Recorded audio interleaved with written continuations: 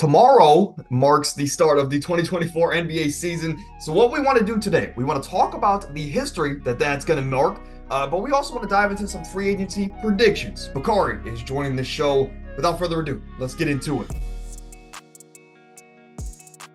We're going to kick off here with some news, but if you want to skip past all this news talk, there's going to be some timestamps down in the comment section below to go right to the free agency predictions. Or if you just want to skip through the video, you can do that as well.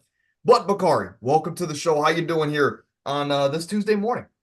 Yeah, I'm doing good. Haven't been on the show since the conference finals, I believe. So, completely missed the end of the season, but that's fine. The offseason of the NBA is never a dull moment, even if the free agency isn't looking too hot or the draft isn't looking too good. The NBA, especially recently, has been full of surprises with trades, things of that nature, players opting in for trades, all of that sort of stuff. So it should be fun. Yeah, no, absolutely. Well, the NBA draft, like I mentioned, starts off tomorrow, and that marks the start of the new season.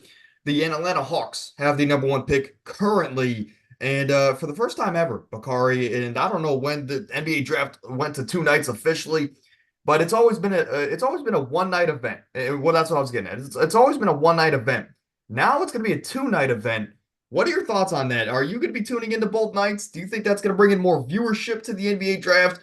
Personally, I think the first night, I'll say this, and this sounds bad as a podcaster, but I've only really watched the lottery, and sometimes like the first 20 picks, and outside of that, kind of whatever. What is this 2 night event going to mean for you? Are you going to be watching both nights, or how's this going to play out for you? So just like you said, I really only watched the lottery for the draft. And that's probably as long as I've been watching the draft. Like you said, there might be if there's nothing else really on and you just need some background noise, you keep the draft on or whatever. But, it kind of wears out after about, pick 15, 16. Right. I know, like, personally, as Cavs fans, this year we have the 20th pick. Maybe I'll tune in for that pick or whatever. It's going to be like where I stop. Yeah, exactly. But especially in this draft where it's considered weak and there isn't like a huge name prospect or prospects that like last year where it was Wemby and Brandon Miller and Scoot. It's a little bit different this year. So, I'll probably watch about the first 10 or so picks. And then I think after that, Background noise. I feel pretty up. I feel like I know enough about each player that I won't be surprised if they start doing what. So, if a lottery pick starts doing well in the following season, it's not like, oh, I don't know who this is. Like, they're a lottery pick for a reason. But it's once day two comes around, I don't believe I'll be watching that. I know that, viewership will probably be up because they want to see Bronny get drafted. But me personally, I don't really watch past the lottery. But I do.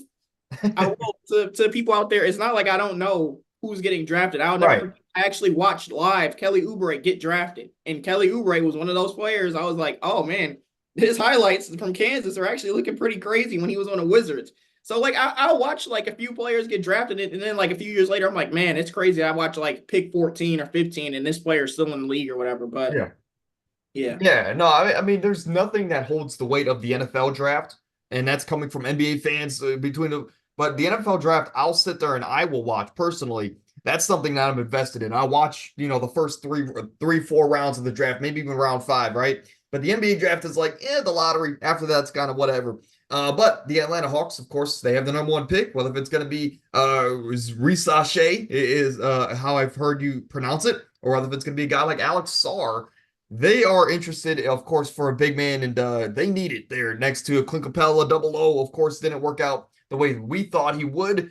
But interesting, I guess the last thing I'll ask you is, who is your favorite prospect this year? Of course, it could be a sleeper. It could be someone that we widely know, or it could be Bronny. Yeah, favorite prospect. I'm putting you on the spot here, but I'll tell you my favorite prospect, or I tell you what prospect I want to see in a certain situation. I want to see that's even better. I know it probably won't happen because I think the Spurs have a 4th pick. And that'd be scary. Third pick. Yeah. But Alex Sarr and Wemby, that would probably be the craziest. Imagine a pick and roll. Yeah. I think probably the craziest modern big man duo because I mean, as everybody knows, Wemby in the French league, he didn't necessarily play big. He was more like a wing. Obviously, last year he plays big because that is just the NBA.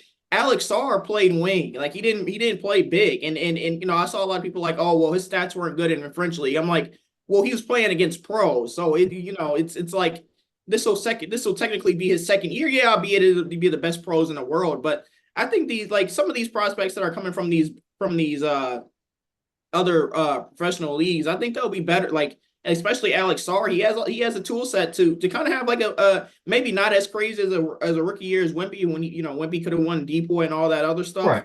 but not far below. They have the same skill set and talent, so I think that would be a crazy situation.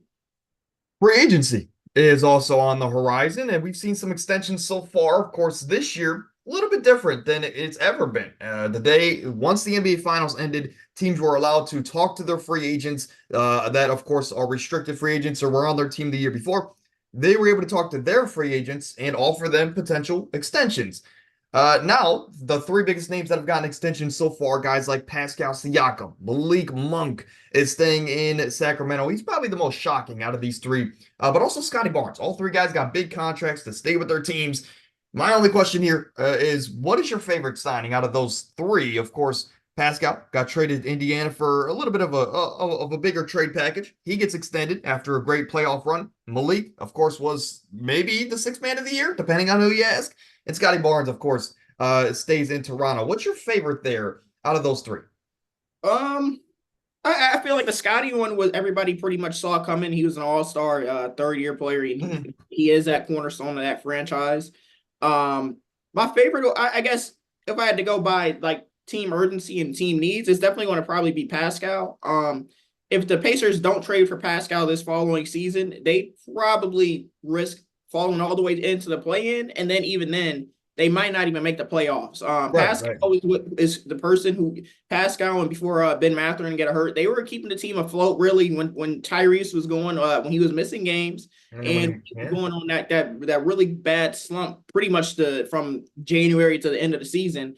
Those two, the Pascal is the reason that they were where they were, especially in that first round versus the Bucks. I know Dame and Chris Middleton both went down at some point, but same thing. That Bucks team, if Pascal is not on that team and it's just Hallie, that Bucks team still probably wins that round. And you could pretty much say Pascal is the reason that they got to the conference finals. So that's probably going to be my favorite extension so far, and it's deserved for Pascal. He's a one-time champ. He knows what it takes to get there. So good vet for the Pacers. Yeah, I think the most surprising is definitely Malik Monk, but my favorite is actually Reggie Jackson. 1 year, $5 million deal to go to Denver. No, it was mostly a joke, but Reggie Jackson, I think, actually was another one of the extensions that happened. And for how well he played in the stretch that Jamal Murray was actually kind of injured and wasn't playing up to par, going through his slumps just like Hallie. Reggie Jackson was kind of a steady, piece off the bench for Denver and sometimes a starter. And Reggie Jackson, of course, underrated extension is all I'm getting at here. But a lot of players are getting their money so far, and some big names still out there. And we'll talk about that here in just a moment. The last thing that has transpired so far since the 2024 season has gotten underway is some Windy City confusion. And I put that title there for a reason because, of course, the Chicago Bears, the Bears, right? No, I'm confused. The Chicago Bulls, they traded Alex Caruso, two-time All-NBA defender. Of course, he's going to be for probably the next 5 to 10 years. He's a solid offensive player, okay facilitator, but he's really a lockdown defender. And of course, he can shoot the three ball at a 40% clip. He gets traded to the Oklahoma City Thunder for Josh Giddey. And I saw that headline and I was like, okay, I understand. Maybe Alex Caruso went to the front office and said, can you trade me to a contender? I like being in Chicago, but I want to go play contending basketball. And I understand that sometimes the teams do right by the players and trade them to certain situations for lesser packages, but he gets traded there. And I said, okay, Josh Giddey, a bit of a downgrade as far as a player. You get more potential maybe, but definitely for sure, the Thunder have 300 first-round picks. You're going to get at least one of them, right? And unprotected, or maybe you do a fake first-round pick where it's a pick swap, right? But nothing. A one-for-one swap. I don't remember the last time I've seen two significant players in a straight one-for-one swap. There's always some kind of draft capital, even 2 second-round picks, but none of that was in this trade. So I'll ask you two questions here. Who won the trade in your mind, and or I guess, who won the trade in your mind, and what do you think Chicago's thinking? Is what I'm getting at here. Obviously, I think that the Thunder won this trade. You go through a playoff run where it's your first playoff run with your core. And you needed to go through that. No matter if you got to the finals or if you lost in the first round, you needed to see how your team was going to perform and how your team was built compared to these other playoff teams. And they got a chance to see that. They also got a chance to see that Josh Giddey, there's not a bunch of situations that you want to be able to use him for in the playoffs. He can't consistently shoot the three. He doesn't give you a whole lot of defense. So at that point, it's like you need players around Shea and J-Dub and Chet who are going to be able to stretch the floor and guard the two-way players pretty much. And you get that with Alex Caruso, like you said, he shoots 40, but he could shoot about 40% from three, and he's an all NBA defender. So the Thunder won that trade for me, and I'm not the Bulls' mindset to me. I saw something that said that they were trying to find a player that would pretty much that had the same skill set as Lonzo. Josh Giddey, to me, off like playmaking wise, that's the one thing he has. Playmaking wise, he could probably make around the same level as Lonzo. The last time we saw Lonzo play, Lonzo was a much better defender, a much better shooter, and had probably a little bit better basketball IQ. And not to mention the Bulls still have Lonzo on their roster. And I guess I thought like, hey, maybe I guess they're going to try and trade Lonzo, but there's been no reports of them trying to actively trade Lonzo. Especially, I feel like the team wouldn't do that. They would at least want to see how he plays. And a Josh Giddey Lonzo backcourt, you're going to rely heavily on probably Lonzo running the one and shooting the same way he was shooting before he got hurt. Kobe White running the two and shooting like he was last year. Josh Giddey at the three, DeMar at the four, and Vooch at the five. Like that, that's a really nasty lineup. That's hey, I'll say this. If 2 months from now they don't have Levine, they get back a decent trade package for him, preferably draft picks, and DeMar goes elsewhere. If this team hits a full reset this offseason, I will come back and give this trade a little bit more, I guess, praise on the Bulls' part because, okay, we're fully hitting the reset. When Lonzo comes back, we'll see if he can still play basketball, and if he can, we'll probably move him off. But like you talked about, they were trying to replace Lonzo, and the month before Lonzo started getting all these chronic knee injuries, really, he was averaging like 21, 8, and 8, and that's not even an exaggeration. He was playing at an all-NBA level. And defensively, he's a far better player than Josh Giddey. When you brought up a great point there and about replacing Lonzo, because I wanted to also say that Lonzo, what version of Lonzo were they trying to replace? Year one Lonzo, where he couldn't shoot? because Josh Giddey can't shoot. In the playoffs, he was taken off the court because he couldn't guard anybody. He couldn't even guard Derrick Jones Jr. And then he also couldn't shoot the ball. He was getting the Ben Simmons special. Nobody was standing near him on the three-point line. But okay, sure, he did make some threes. I'll give him that. What was it, game 4, game 5? He made like two or three threes in that game. So I guess the potential is there with Josh Giddey. And I guess if you're really going to commit to a full reset here, he's a good building block going forward. But you could have got a lot more for Josh Giddey or for Alex Caruso. I mean, the Cavs would have traded you probably 2 first-round picks for a guy like Caruso. And that's just coming from a biased Cavs fan. I probably would have gave you at least a first-round pick for him. But, of course, I'm not the GM and I'm not sitting there. But this really is it just goes to prove that the Western Conference definitely has a lot more player talent. But I think the GMs are so much worse in the Eastern Conference, and I don't think it's close. Outside of Boston, of course, but the GMs in the Eastern Conference are just so much worse, in my opinion. But let's get into it. The last thing I want to mention before we get into these these free agency predictions, if I can talk correctly, is that on July 1st and July 5th, I'm going to be hosting some live streams for Bleacher Report on the BR app. So if you're interested, of course, it's a global notification, slight flex. But, of course, if you have the app downloaded at 11 o'clock Eastern on that Monday and the Friday, first week of July, I'll be hosting the live stream. So if you want, come out. LeBron James, of course, 39 years old. I can't believe that we're sitting here talking about a valuable free agent at the age of 39. A guy that at 39 gave you 26, 7, and 8, typical LeBron James numbers, but he shot a career high from the three-point line. I'll throw this out there. I think I'll keep it very simple. We've seen some reports that the Lakers are committing to LeBron James. They just hired one of his off-the-court friends in JJ Redick to be the head coach of this team, even though he's going to swear up and down that he had no say in why JJ ended up becoming the head coach. I'm going to keep it simple. I think just due to his off the court, his businesses, of course, his potential career down the line, whether if it's in acting or whatever the case is, just for his sons, for himself, for his brands, for his business, it makes the most sense for LeBron to stay in LA for another contract. So I'll say he stays in LA, and the next best situation is to go wherever Bronny goes, whether if that's in Dallas or Minnesota. It would bring a lot of interesting combinations of star players, excuse me. Again, whether if that's in Minnesota, Dallas, wherever it is.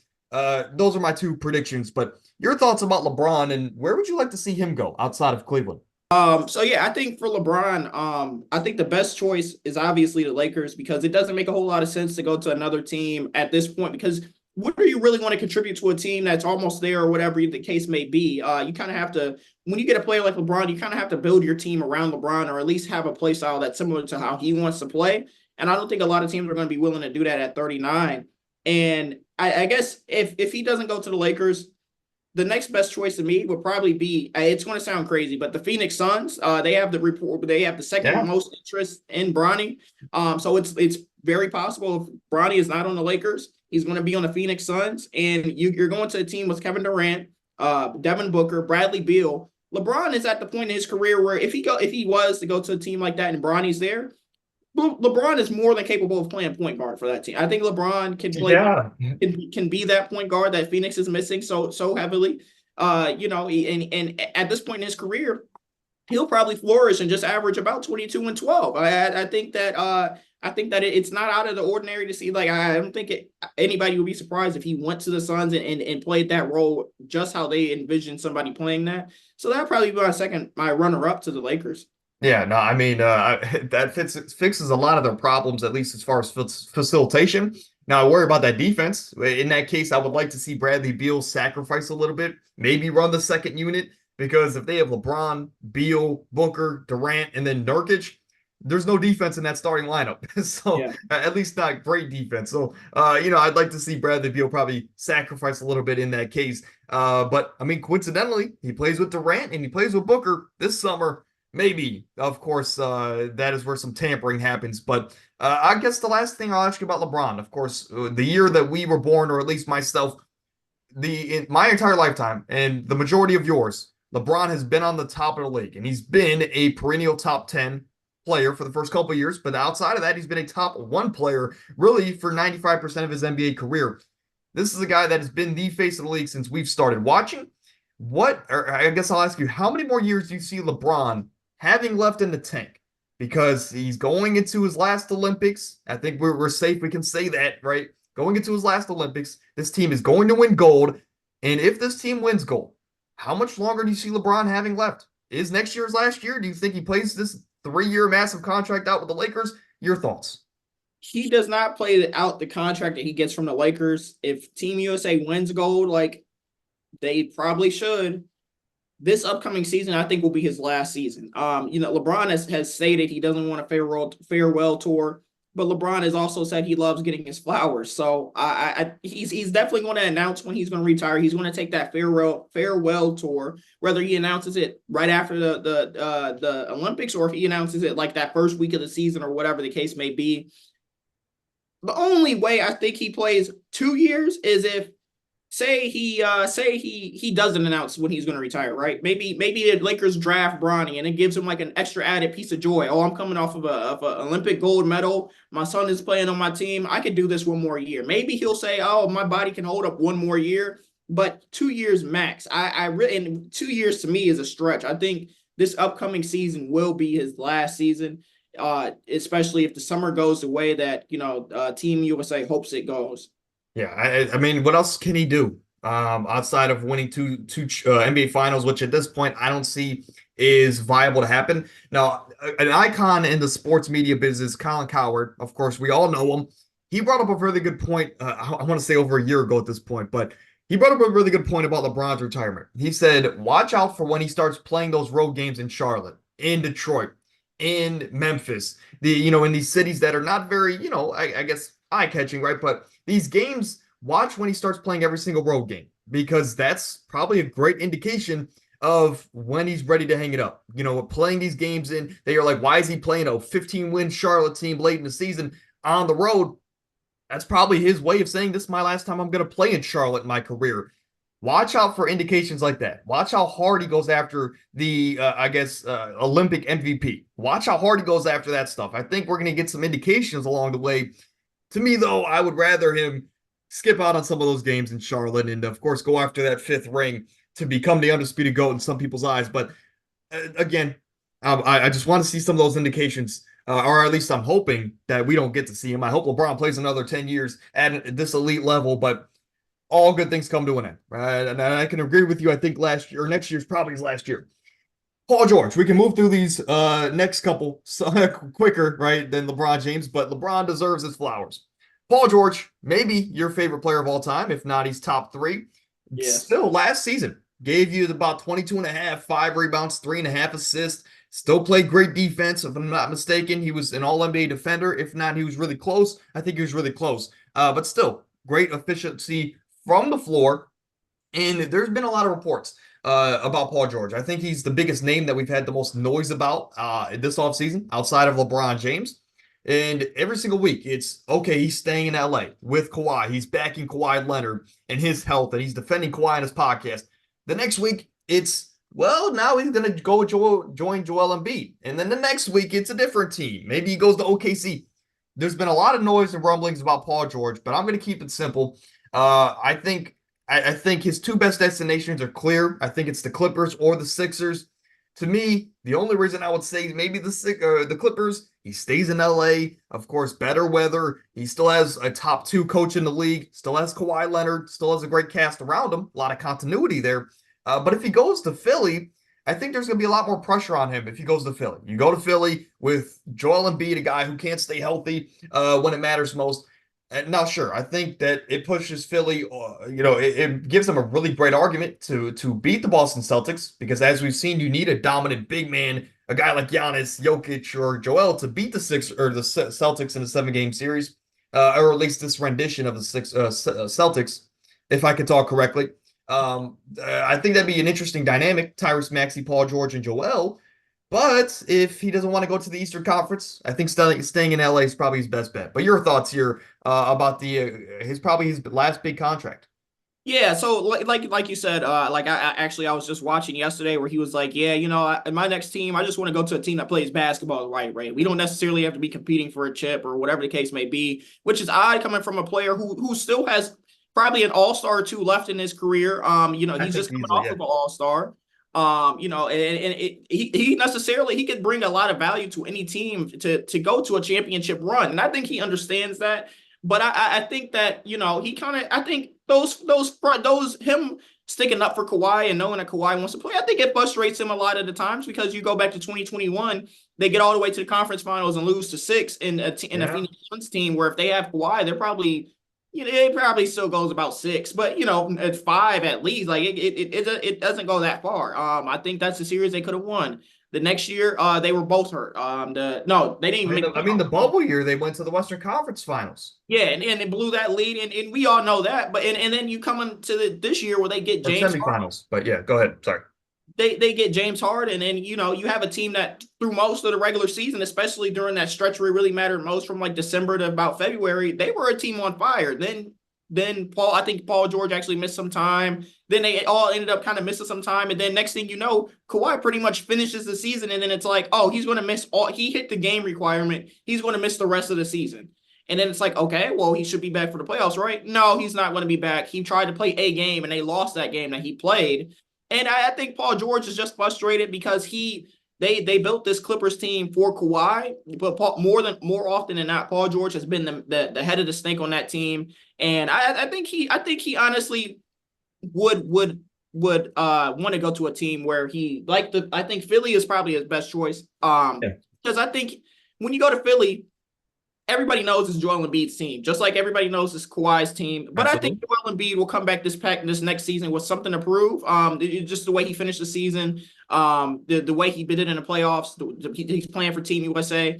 And not only that, they also have Tyrese Maxey, who's going to be a little bit more reliable than James Harden. And I think they're expected to bring back Kyle Lowry, some of these other bench Yeah, pieces. yeah. I think this will be a really good fit for Paul because he can kind of sit back and say, "I'm playing with the MVP player. I'm playing with another All Star in Tyrese Maxey. All I have to do is literally be the 3-and-D threat and tertiary star that I've been pretty much my entire career. Later after OKC." And I think that'll suit him best. And as his next best option, his second best option, I'm actually going to give you a dark horse. Memphis. And it actually is going. It actually was Memphis. I know. Okay, okay. Facilities to make that happen. But could you imagine a lineup of Ja, Desmond Bane, PG, Jaren Jackson Jr. and I don't know who they're going to have playing the 5 or if they're Well, going to have. Marcus Smart might be in that lineup. They traded for him. We kind of forgot about Marcus Smart. Yeah, completely forgot about Marcus Smart. Could you imagine that lineup? That's going to be a terror. Defensively, I don't think anybody wants to see that team. Yeah, and I mean offensively, Ja's going to come back with something to prove. Bane shoots 41% from 3. PG shoots 39-40% from 3. Jaren Jackson Jr. He won't be he won't be the focal point of the offense, so he'll be able to shoot back up to the 38-39% from 3. That team I think will be really scary, and I think in terms of he wants to go to a team that plays basketball the right way. They're going to do it the right way. They have that scrappiness and they have that underdog mentality. And, a lot won't be able to get past you. So I think Memphis, if they can make that happen, that should be his second best option. I was actually going to bring them up as a dark horse, so it's funny that you beat me to it. But another dark horse is Cleveland because we're Cleveland fans and we need Paul George in Cleveland. DeMar DeRozan, of course, another guy that it's going to be his last big contract, but he's still giving you all-star numbers, 24, 4.5, 5.5. On the season. Of course, his 3-point percentage has never been his strong suit, but it was actually on the higher end this past season. To me, I'll keep it simple. I think if Paul George ends up leaving the Clippers, for him to go to LA to finally play in his hometown to play for the Clippers, sure, it's not the Lakers, but you get to play next to Kawhi, a guy that ironically you were traded for back when he got traded from Toronto to San Antonio. But hey, you go to LA, it's not the Lakers, but again, you play for your hometown. That's something he's always wanted to do. And if Paul George is not there, I think the LA Clippers make some sense there for DeMar DeRozan, and he's durable. So he's a guy that they're going to be able to have for the entire season. But next best, I think, just for all the same reasons as Paul George, going to Philly. Sure, he doesn't bring the 3-point shooting, but I think he could be their go-to scorer on some nights, or if not, he's going to be their 2A, 2B scorer with a guy like Tyrese Maxey. So a lot of the same reasons for DeMar DeRozan. Yeah, I think for a lot of these wings and Paul George, DeMar, and even Jimmy Butler included, I think a lot of like those three in particular, it's pretty much the same mashup of teams that are their best fit because there's only a select few of teams that need a wing like them. Like you mentioned, Philly, outside of Chicago's, like I said, for PG, it's probably his best fit. You're going somewhere where he's been a man in Chicago since he's been there. Now you're going somewhere where you can either defer that secondary role to Tyrese Maxey and be that third player, or you can be that second player. And Tyrese Maxey has already been a third player when he played behind James Harden and Joel Embiid. I think that works out. You'll probably actually get him a little bit cheaper than probably the other two. So as far as contract negotiation wise, you kind of leaves a little bit of space to probably try and bring back a Kelly Oubre. I don't know. I think Buddy Hield has one more year left. Buddy Hield is a free agent, but it sounds like he's going back to Philly. Yeah, so you can bring back some of those valuable bench pieces that kind of got you to where you were last year when Joel Embiid was out. And his next best, I try to think of like a dark horse team. It wouldn't be like a contender or anything, but actually, I'm gonna give you another one. It just came up in mind. Why not Sacramento? Why not Sacramento? The craziest thing is I was just sitting here thinking about Sacramento, but I was like, they just paid Malik. They don't have the money. Yeah, that's exactly what I was thinking, and I saw that De'Aaron was kind of waiting to sign his contract to see what everybody else was going to do. And so I'm sure he's going to sign that now that Malik Monk's there. But why in a dream world, why not go to Sacramento? You're playing next to an all-star level duo. You're playing next to 6th man of the year. You're playing next to Keegan Murray, who shoots, I wouldn't be surprised if Keegan Murray shot 45% from 3 1 year. It doesn't seem out of the ordinary. By the way, the best crowd chant in the league by far. Every Yeah. time he makes a three, it's Keegan. Oh, sorry. Go ahead. Go ahead. But I think in terms of late career DeMar DeRozan, like you said, he still puts up all-star numbers. And his DeMar is the type of player where his value doesn't really get understated or isn't really understood until the playoffs. You get that Sacramento team to the playoffs, he'll probably hit some clutch shots for you. He'll probably keep the ship afloat whenever things get kind of tough. So in a dream world, why not Sacramento? I'll put yourself into DeMar DeRozan's shoes. Let's say that you get one of two options, option A or option B. Let's say money's not an object. Would you rather stay in Chicago or would you rather go home to Toronto to finish out your career? The times that the two teams that you spent the most time in your career with, would you rather go back home to Toronto or I'd stay in rather Chicago retire. and just roll it out? I'd rather retire. I'd stay in Chicago Yeah. and roll it out. Going to Toronto, I just figured going back to your old team, the city loves you. You could be a great mentor for a guy like Scotty. Yeah, just throwing it out there. I think he'd stay in Chicago, and I think it's because he's kind of let go of that Toronto Masai doing him dirty and kind of trading for Kawhi. I think he's kind of put that down and kind of said, I moved on with my career. It happened. I still love Toronto, but I'm playing where I'm playing now. I don't think he has any hard feelings for Toronto at all. I just think that if he's trying to win, I think Chicago is a bigger market than Toronto, and I think that he's situated there. He's older than he was. He has a family now. He has a daughter. Everything. So I think Chicago is probably where he's going to. If Josh Giddey didn't get traded to Chicago, well, I was going to throw out the idea that what if him and Lowry try and team up in Chicago? Maybe Lowry could be that steady point guard for him. But of course, that is behind us here. James Harden, of course, a guy that we've been seeing a lot on our timelines, or at least myself, because we're seeing all these crazy stat lines and these performances that he had once in his prime there in Houston. And, they were, as a betting man myself, there was this TikTok I saw that was in January of that year, he had like a bunch of 30-plus point games in a row. There was an over-under line on his points of 40 points in that game. And he went over. He had 55 in that game against James Harden is crazy. I couldn't imagine betting on him. I'd be sweating every night if I decided to bet the under.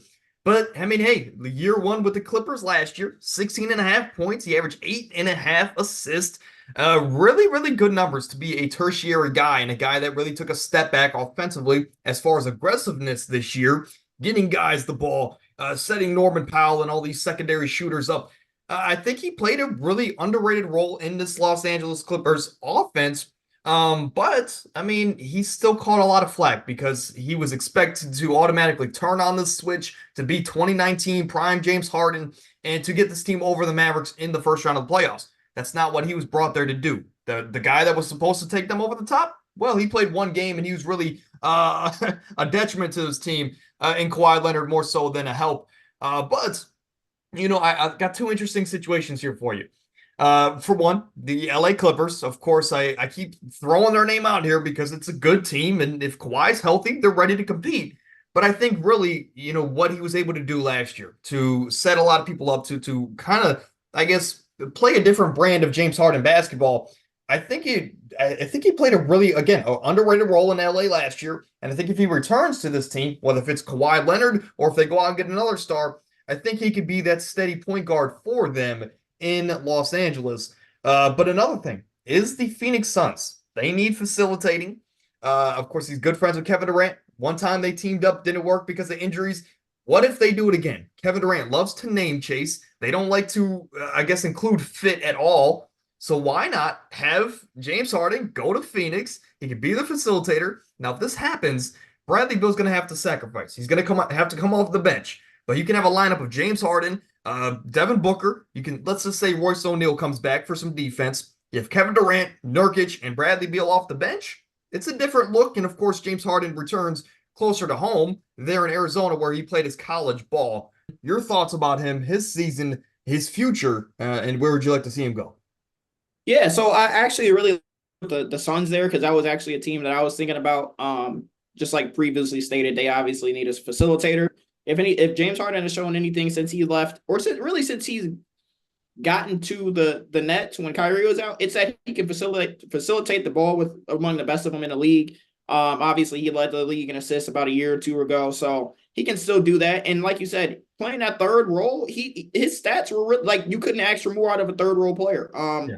Yeah, let me go back to it. Average 8.5 assists, 5 boards, 16.5 points. And throughout the season, he had those games where you're like, man, that's almost old James Harden scoring the ball. Yeah. That I think it was I want to say game 4 in Dallas. Yeah. In the I think finals. game 1 he even had a crazy game. It was like both of those games, Yeah. and especially like that game 4 where he just came down consistently doing the floater. And it's like, man, like Oh, yeah, it was what is game 4. he doing? But it's like you literally can't stop it. You can't stop it when he gets in that mindset. And to me, honestly, when I think of teams that he could go to, I'll give you a good team here. And this all depends on how Jimmy Butler plays out or how that situation Oh, plays yeah, out. yeah. The Miami Heat. The Heat is a team where James Harden can kind of pick and choose where he wants to be in terms of that scoring ladder. I know the Heat just got Terry Rozier, but obviously Terry Rozier it will be a great 6-man. He probably won 6-man of the year in that role. You have Tyler Hero, you can either start him or you can choose Tyler Hero to be your 6-man. But you have James Harden, Jimmy Butler, and Bam. Jaime Jaquez he's going to continue to improve. And you still have some other good pieces. If James Harden wants to go to Miami, I think like it's that. that could get it done. Considering how close they've been with lesser talent before. You've just had Jimmy and Bam. Now you add James Harden to that mix. This is still a player that can be a borderline all-star, but he could definitely lead the league in assists. He could definitely give you some playmaking. So why not go and be part of that Heat culture? Yeah. And another team, this one, the one that I'm about to say, a lot has to happen for this to really work out. But say a team like the Orlando Magic signs Klay Thompson, right? Say James Harden is like, this is a young team. I don't have to really exert myself on defense that much because we have defenders. Why not go and play with the Magic if they get another player or another shooter particularly? But you have James Harden. You have let's say hypothetically they sign Klay Thompson. You still have a Paolo Bronze. You have Wendell Carter Jr. You have John Isaac. You have Jalen Suggs. This, I don't know what they're going to do with Markelle Fultz and Cole Anthony because those are 2 extra guards you don't need. But you could trade those 2 for another player that you may need to reshape that roster in that way. I think that's not necessarily a bad idea for James Harden because the way I look at it, James Harden can kind of fit in a few different spots. Like he can play a few different play styles, and it's not exclusive to a team need, or it's exclusive to team need. So if one team needs scoring, he can go be that scorer. If another team needs playmaking, he can do that. And so when I look at James Harden, those are just 2 scenarios where obviously a lot would have to happen. Obviously the 2 teams you have listed are probably the most reasonable without a lot of moving parts. But Miami's great though. I like Miami. Yeah, those are just different, situations you just throw out there and say James Harden fits those situations perfectly. So, Klay Thompson, you talked about him there. Of course, with all the questions and with all the ups and downs last year, still averaged 18 points a game for him and still shot just about 40% from 3 for the Warriors. Of course, a lot of the season last year was off the bench because the AirPods, Brandon Podziemski, turned out to be a very surprising and solid rookie there for the Golden State Warriors. I'll keep this one simple. We're Cavs fans, right? And the only finals that we've ever seen, really watched in our lifetimes, 07's a little bit early for us. But the only really finals that we watched in live flesh, right, when we were really tuned into the game, was that stretch where we knew every single year it was going to be the Warriors in the West and the Cavs in the East. And every single year, Klay Thompson was on those Warriors teams. And I bring that up because it's too legendary of a trio. This is arguably the greatest trio of all time. I think just for the simple nostalgia factor and the legacy factor, go back to Golden State. Well, if it's in the starting lineup or on the bench, just ride out your career, get a decent bag. Maybe it's not the most money you could potentially get. Go to Golden State, finish your legacy and your career where it started. And of course, you get to finish it next to a longtime friend, of course, in Draymond, Steph Curry. And this team still has, unlike teaming up with LeBron James, where you have to play a certain way, Golden State, I think, is more likely to land a bigger name free agent than a LeBron James-led team because people want to play with Steph Curry. They want to play in this Warriors system where everybody gets involved. Everyone's touching the ball. So I think if you go to Golden State on an okay bag, I think you could still go out there and add some pieces. Maybe you trade Andrew Wiggins and go get somebody else. Maybe you get a Mikal Bridges, right, Bakari? But Klay Thompson, I think going to Golden State. Is holding down the fort just fine. Just for this nostalgia factor, go finish your career. in Golden State. The next best, I would say, is teaming up with LeBron James. He's never been able to do it, and we've always said the perfect LeBron James teammate on paper would be Klay Thompson, but of course, Orlando needs some shooting. I just worry about, if he goes to Orlando, who's going to be the facilitator on that team? Are you going to trust Jalen Suggs to run the offense? I mean, he's a great defender, great energy guy, but I don't know if you want to trust him running the offense. I guess you can have Paolo run it or Franz. Orlando's definitely a great situation. Indiana, I think the Pacers would be another great situation for Klay Thompson. But your thoughts about him and where he could end up in 2024? Yeah, like you said, I know the Warriors made it a priority or they just said that their focus is on keeping Klay Thompson, rightfully so. That's what you do. That's what you do. You have a legendary big three. You keep that big three together. Draymond, I think he said he's not going to play past his deal. I think he's retiring at the end of it or something like that. Yeah. So you pretty much just keep these players around. That should be his first and foremost thought. But Klay doesn't strike me as somebody who he sacrificed his entire career. I think now he's looking at it like I've taken the lesser bag sometimes. I've been the fourth option. I think it's time for me to at least get the most money I can get at this point in his career, considering what happened with those two seasons. And obviously that would be a team like Orlando who has that money to offer him something like that. I think Orlando would need to probably get a player like D'Angelo Russell as well. I think D'Angelo Russell is still very serviceable. Well, we'll talk about him. So I think that if Klay is looking at any possibility of teams outside of the Warriors, yeah, I think he has to be looking at it as, okay, I'm the first move. What do we do after that? Because I think no matter outside of Golden State, you could say, oh, he fit this team. I think the Pacers are the team he could go to without any other moves having that happen. But he could run up and down and shoot the ball. Exactly. A lot of these other teams, if he's considering like the Orlando or I don't know, maybe a team like the Pelicans or something like that, a lot of other moves have to happen. Like the Pelicans would have to get rid of BI and bring in probably somebody a little bit more consistent than CJ. Sign and trade with BI. I think that's probably how you'd have to do it. Right. And the Magic would have to sign a point guard or trade for one, whatever the case may be. There'd be a lot of other moving parts. I think the Warriors are his best option. And his second option, like I said, is probably the Magic. That's where you're going to get the most money. That's where you're going to get up 13, 14 shots a game. That's where you can be unapologetically you. You can shoot the ball and not have to worry about going overtime elimination game or whatever the people were saying. So, Klay Thompson. Yeah, go ahead. I'm sorry.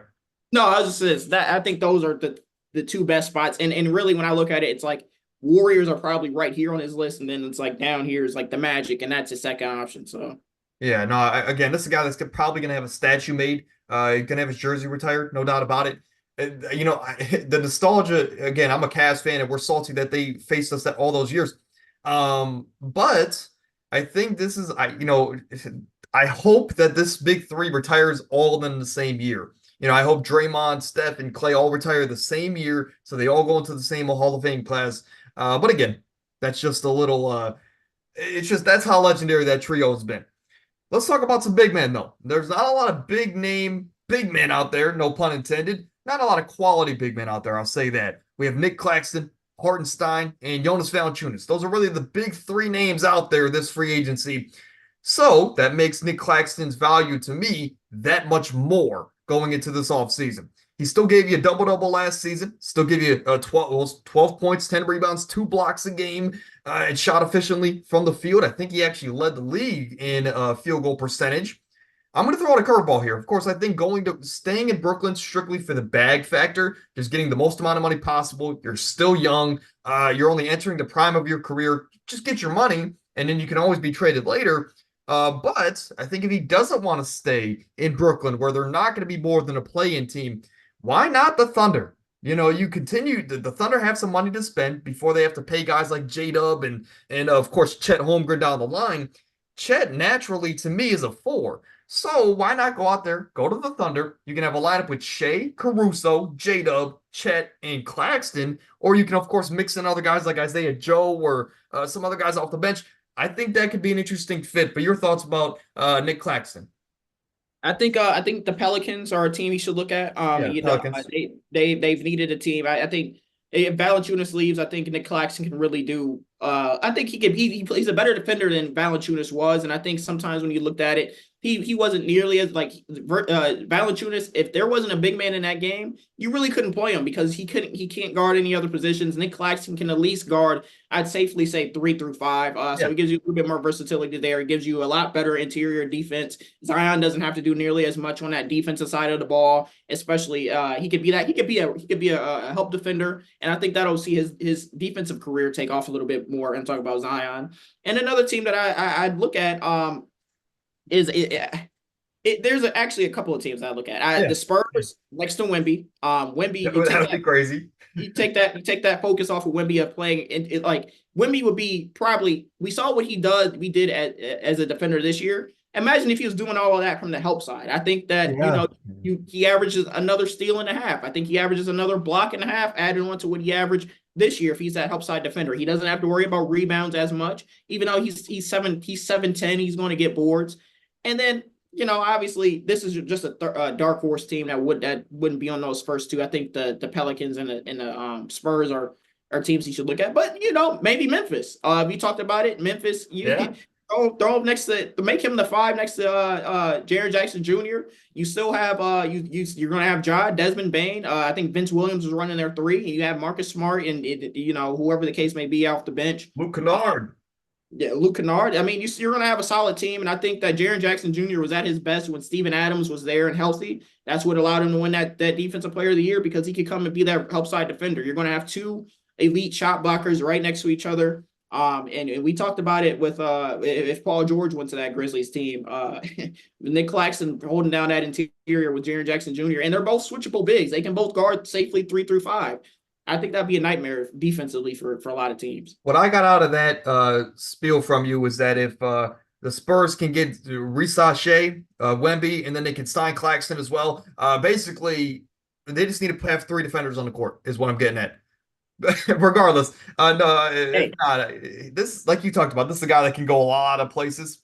But you were saying the Spurs gonna need Nick Claxton when they draft Rob Dillingham, and he get 50 dropped on his head every game. I mean, that too. But yeah, Nick Claxton definitely the best big man this free agency class. But another guy that is underrated, and I'm sure if we looked at his per 36 numbers, they'd look a lot better than his stats here, because again, he started the year off the bench, and a majority of it was off the bench. But second half of the season, he was the majority starter for the New York Knicks at the center position. And when Julius Randle went down, I think Hartenstein started to play his best basketball, especially there in the playoffs on the defensive end of the court. Solid big man. And there's rumors that there's some teams willing to give him probably over $25 million a year, which sounds crazy, but salary cap's only going up. But again, for a solid big man, it seems like we get these every free agency class where a guy that had an okay season and an okay role goes out there and gets overpaid. Now, whether that's going to happen or not for Isaiah Hartenstein, we'll have to wait and see. But I think his best bet is to stay with the Knicks. They want to trade Mitchell Robinson. So you stay with the Knicks. You could be the starting center there next to Randall and Brunson, and they bring the whole crew back and just run it back. I think that's going to be probably the best situation for him. But if not, a lot of the same reasons for teams like the Pelicans or the Thunder here that I have listed. But any additional thoughts about Isaiah Hartenstein? No, I think New York is probably, I think she shouldn't be looking anywhere outside of New York. Obviously, if he wants a bag, then you look there. But if he doesn't go to New York, I think he's going to be one of those players who's like, man, he's making $30 million a year to average backup center numbers. I think he can play his brand of basketball in New York. A lot of other teams are going to say, hey, you're a pretty good interior defender, play defense. And then he's going to be like a slightly above average defender, and he's not going to be worth that money. So it's going to be like, all right. This reminds me of when, and I'll say this, he's a way better player than the next 2 centers I'm going to mention. I think off the eye test, he's a way better player. But this reminds me when Bismack had a great playoff run. They got a huge contract and fell off the face of the earth. Timofey Mozgov, when LeBron I was literally thinking that. And then he went off and he was a bench player after getting $70 million. Those are the 2 players that come to mind. Just I hope that, again, Isaiah Hartenstein's a better player, but I don't know if he has that next gear to him that's going to make him worth $25 to $30 million a season. But again, Isaiah Hartenstein, one of the next, or probably the second best big man left in free agency. Then we talk about maybe your favorite player of all time. I think he's definitely one of the most underrated players of all time, especially at his position. For Russell Westbrook, still giving you about 11, 5, 4.5. Not the greatest playoff run and not the greatest efficiency, but when have you ever gotten that from Russell Westbrook outside of his MVP year? I think returning to the Clippers makes sense. Of course, I want to throw that out there. I think going to a lot of different places makes sense. This is still a Hall of Fame level player, so I don't I understand this motion that he just gets disrespected, right? Because he's still not averaging a triple double. Players get older, things change, roles change, and he has sacrificed his career and his numbers to play on a championship level team like the Lakers and like the Clippers. And I think that just goes under the radar. But the Suns, I think this is a fun situation. Why not go out there and reunite with Kevin Durant and go be that lead facilitating guard? And he's going to cost a lot less than guys like James Harden. So if Russell wants to compete and he wants to play a viable role on a contending team, go out there and be a starter for the last time in your career in Phoenix. Of course, Booker and Durant would start with you. Beal, again, would have to come off the bench. If you can't tell, I've been a big advocate for Bradley Beal coming off the bench, no matter where, no matter who they bring in. But Russell Westbrook, I think going there would be kind of interesting, for his career, and just one last hoorah as a starting point guard and a full circle moment next to your day one teammate in Kevin Durant. The Miami Heat, for a lot of the reasons that we've mentioned with previous point guards, would also be a great situation. And I think him going to Miami, I think he's the perfect Heat culture player because he's going to come in and probably play harder than Heat culture from day one, because that's just the player that he's always been. But your thoughts about Russell Westbrook? Where would you like to see him get his last big contract and finish out his career? Honestly, these two teams you name are perfect. Those are the exact two teams I had in mind as well. The honestly, as a Russ fan, I'd probably switch them just based off of expectation from Russ. I'm tired of seeing Russ get criticized in the media. He's 35. Like, what more do you expect from him? I know if he goes to the Suns, it'll be one of those things where, oh, Russ is Russ. It'll be Right. like when he's on the Lakers, and it's like, he has like a 25-minute low light film because everybody's watching for his lowlights instead of actually taking back and seeing what he can do. But obviously he brings what the Suns can have. And he's a perimeter defender. I mean, he's 35, but he still does that. He can still play decent enough defense when Russ struggles off ball defense. I'll give him that. He's probably one of the worst off ball defenders in the league right now. Just based on when you just watch him. But if he's engaged on ball defense, he still can get you, like, I think he averaged a steal this season. Oh, yeah, let me go back. Yeah. He can still play those passing lanes. I think he's still more than athletic enough to do that at least. And for the Heat, like you mentioned, Heat culture, I think he just fit in perfectly with that grit and grind type of aspect. It's almost like Heat culture is like the old grind city Grizzlies, Yeah. and just because of their mindset. But I think these two teams are perfect for him if he chooses not to stay in LA. But I think at this point in his career, he's probably just going to stay in LA. He has a family now. He's probably not thinking about much more unless there's a clear-cut chance to win a ring. He's probably staying in LA. Yeah. No, and you bring up those grit and grind Grizzlies. I saw a throwback game come up on TikTok the other day. And it was that 2012 run when they went to the finals and that young trio. It was a double overtime game. Mike Conley was hitting some crazy shots. Zach Randolph. But Russell Westbrook hit a crazy shot there late in, I think, the first overtime to put it to the second overtime. Regardless, it was a crazy game. And that just reminded me because you brought up those Grizzlies. There's two other players I want to really focus in on, and they're 2 point guards. One guy I probably most people wouldn't even look twice at, but we talk about him a lot. So I'll bring him up after this. But D'Angelo Russell, a guy that gave you 18, 6.5, shot efficiently from the field. But when it came to the playoffs, that's what most people are taking away from this season, because he didn't have the greatest playoff run. And he had a lot of games where it just didn't go his way. But I have him going to Miami over Russell Westbrook for the outside shooting factor. That's really all. He brings a little bit more spacing, and again, he can still facilitate on the level of Russell Westbrook. So I have him going to Miami. I think him next to Tyler Hero, Jimmy Butler, and those guys, I think he can still be a great facilitator and shoot the three ball pretty well for that team, hopefully down the stretch, just like some other players they have.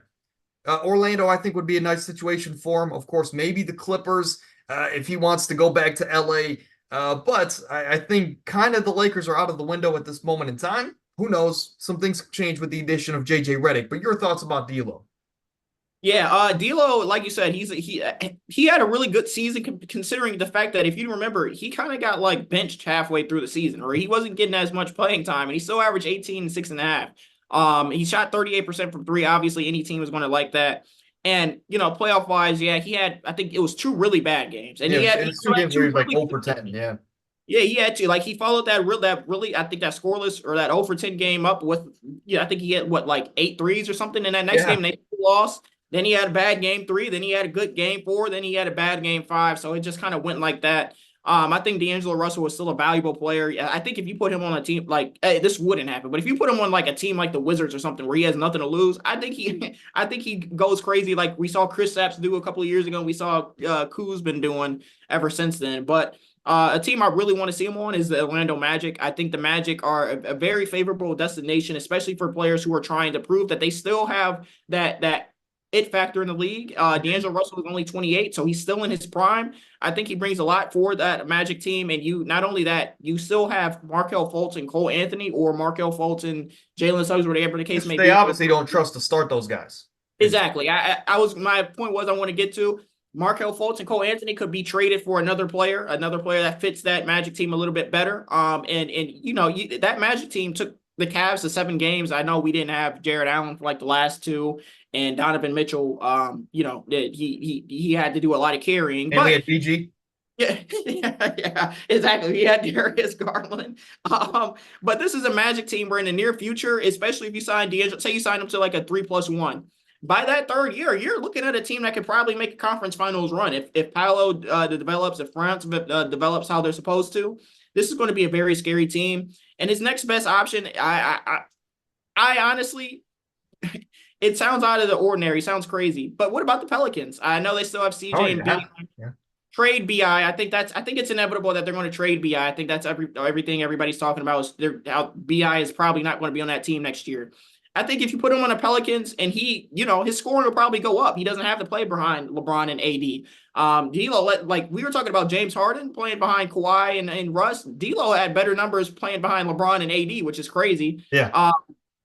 But I think if you put him on a team like the Pelicans, you say, oh, go average 22 and 9. He can do that. He can shoot 38 to 40% from 3. He'll be that complementary piece on the outside to Zion, and he's not expensive, and you still have room to go get another star. So I think the Pelicans will be a good choice for him as well. The last player I want to talk about is the most underrated free agent this offseason.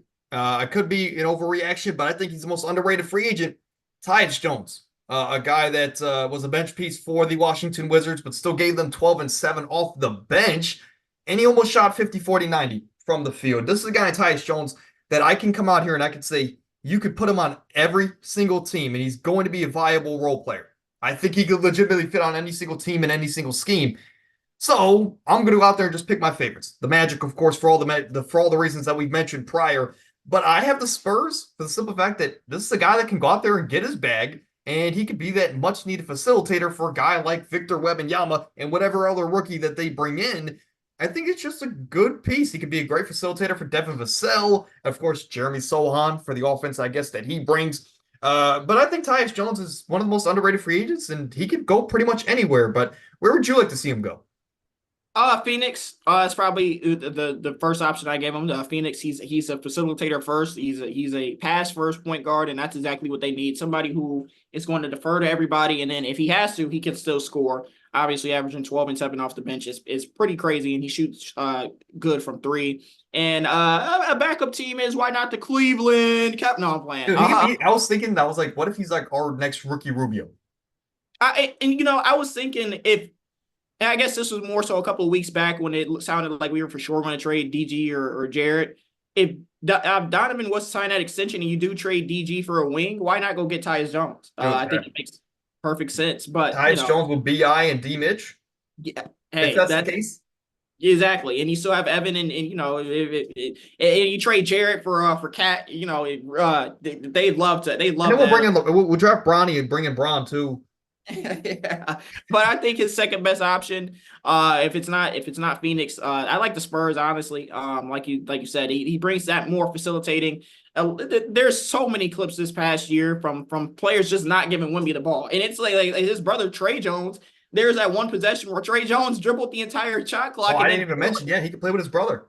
yeah, and it was that clip where like Wemby was setting the screen and Trey Jones was like taking the screen, but he wasn't taking it. And then he kept waving Wemby off, and then Wemby was like throwing for the lob, and he never threw it. And then like 2 seconds left, he threw it to Wemby, and then Wemby threw it back to him, and he had to shoot up a shot. So I think there's a lot of dysfunction and jealousy around some of those teammates who were playing with Wemby, especially that first year. I think Tyus Jones is going to come in and say, hey, we know what we're looking at from the outside in. Wemby is our best player. I'm going to do everything in my power to get him the ball. And Devin Vassell, Keldon Johnson, you still have some solid pieces. So, and depending on who you draft at 4, you could be building a decent team. Are they brothers? Trey Jones and Tyus Jones? I Yeah. can't remember. If they are, then Yeah. again, that even adds more to my point there.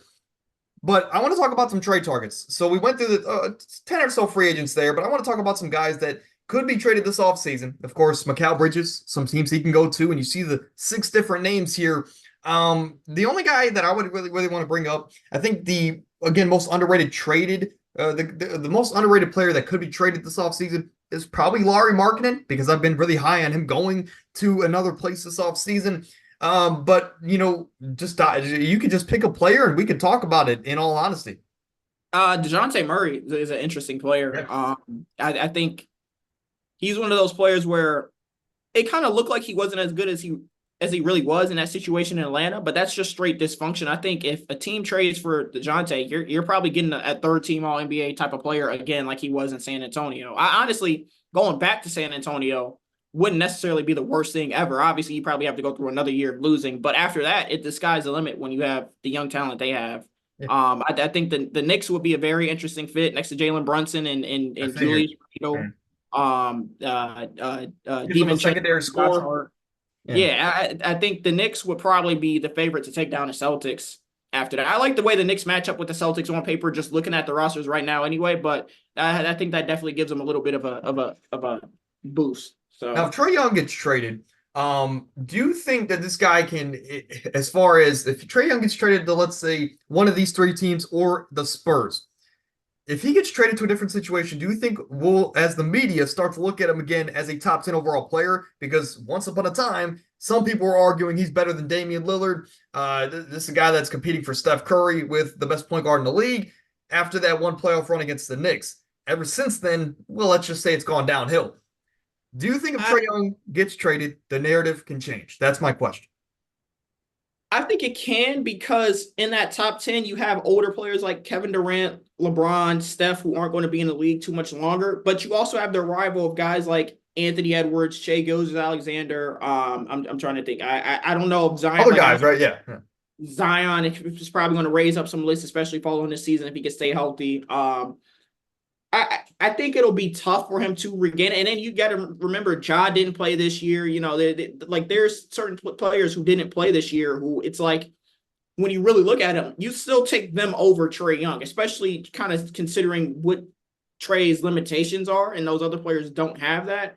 I'm not saying it's impossible for him to get back to that fat, but I think it'll be more like if he goes to another team, he'll probably end up like a Kemba Walker type of player. Like the stats are there, but it's because he doesn't have anybody else around him, where nobody else is going to take those stats from him. So I think it's not, he could still be a top 10 player. And I think I've gained a little bit more respect for Trae during all of this criticism. As crazy as that sounds. Yeah, me too.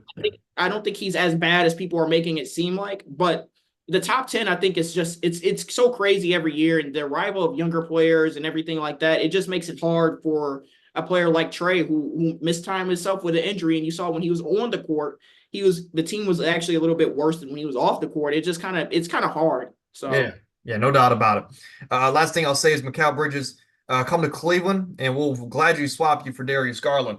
But let's look at some top unrestricted free agents that are out there. And OG Anunoby, definitely a great player, better than some players that we talked about in more depth. But I think he returns to New York. I think they traded a lot for him, and you go out there and pay him. I think this is a team that's going to run it back. Kelly Oubre, I think going to Philly makes a lot of sense. Tobias Harris at this point in his career, he's going to take whatever he can get, but I think there's some teams that are lower on on the competitive scale, but they have money to offer. And I think Tobias Harris, if we know one thing, he's always been about his bag. Going back to Detroit, being a veteran for those young guys, or even going to Charlotte to replace that Gordon Hayward role, especially if a guy like Miles Bridges leaves, it could be an interesting fit there in Charlotte. Some unrestricted free agents here. All these guys I expect to return to their team. Maxey quickly topping Okoro, as much as I don't want to admit it. Patrick Williams, of course, and then we have some player options here. I did think Kentavious Caldwell-Pope was going to accept his player option. That didn't happen. He's a free agent. Where he could go, I think he could literally, you could literally say he can go anywhere. But is there anyone here on either this screen or the next that you'd like to talk about? No, I don't think so. I think it's all pretty set in stone. I think that OG one is interesting because it'll depend on, I think, what the Knicks offer Hartenstein, Julius Randle, what they're going to do with Mitch Robinson, if they're going to trade or keep him. And I think OG is weighing his options as well. I think if there's another team out there that gives him, the same amount of money for a bigger role or whatever the case may be, he'll go there because I think OG knows how valuable he is around the league. So I think a lot of teams will be willing to shake up their teams or do some trades, signing trades, whatever the case may be, to make that happen. So I think OG is pretty much the most interesting one there, but just because he's kind of like a dark horse, like you don't really know what he's going to do. But I think, like you said, all these other ones are pretty much set in stone. And it's like I said, it's not the craziest free agency ever. The trades are really what make it. The draft is really what makes it. And so, we just have to go from there. Yeah. And then, I mean, the only other guys that I threw out here, you see a bunch of role players here on your screen. The best player is probably Miles Bridges or Jonas Valanciunas. I literally could not come up with situations for these guys because I can see these guys going 6 to 7 different places. Maybe not Jonas, but for a lot of these guys, like Miles Bridges, there's been interest from Philly. If he goes to Philly, that's a great addition for Philadelphia. But if not, if he wants to just get his bag, staying in Charlotte or going to Detroit, could be different situations. Of course, Derrick Jones, I think, will return to Dallas.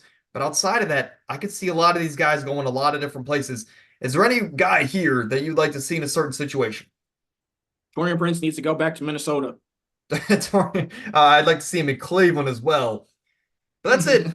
That's it. Episode 185. Crazy to say, but we're approaching 19,000 subscribers.